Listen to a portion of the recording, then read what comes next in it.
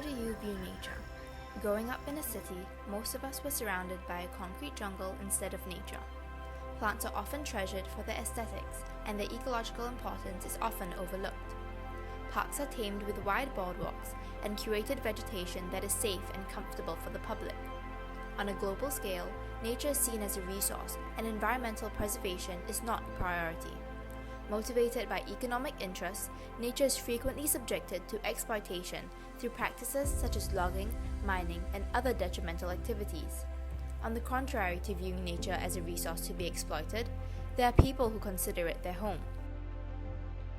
The Orang Asli are semi-nomadic hunter-gatherers with roots deeply intertwined with nature. Through countless generations, they have honed their skills and knowledge to live in harmony with nature. Dependent on the forest for food, they employ sustainable hunting practices, such as only hunting small prey and never hunting for more than what they need.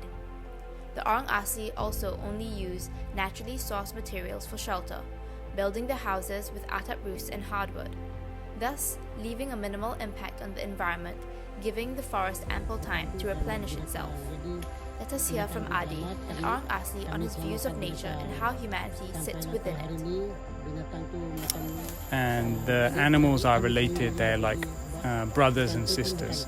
Animals are an intrinsic part of the forest, and we're part of that. And if we don't have forest, and so if we don't have animals, if we have a hollow, empty forest, the part of the essence, the spirit of the forest is lost. And it's not just a loss that we can accept, that would be the end of the world.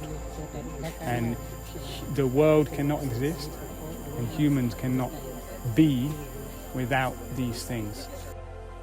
Overall, the Orang Asli sustainable practices ensure a delicate balance between the environment and nature, unlike the overconsumption of resources that is seen in modern society today. Nature has also enriched the Orang Asli's culture and is not merely a resource for them. They are still very much attuned to their environment, and this can be seen through their culture. Handicrafts and activities such as flower picking are just some of the ways the Orang Asli youth express their love and connection to nature. When asked to elaborate, it was hard for them to express their overwhelming joy.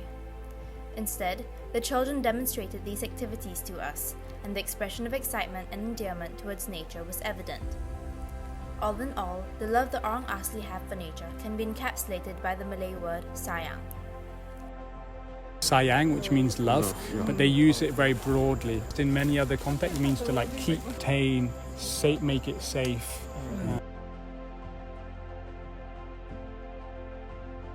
Through this field trip, the Orang Asli have shown us an alternative way of viewing and interacting with nature, one built on love and respect. Through their sustainable practices, cultural appreciation, and profound connection to nature, we now have a broader understanding of what nature can be, and thereby we can begin to reflect on our own relationship with nature and challenge our modern notions of resource exploitation. By embracing the Orang Asli's perspectives and principles, we can become stewards of nature in our own lives. Let us seek opportunities to educate ourselves by joining environmental groups or volunteering at conservation NGOs.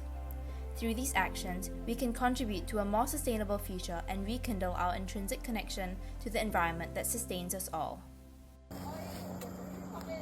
Oh my god!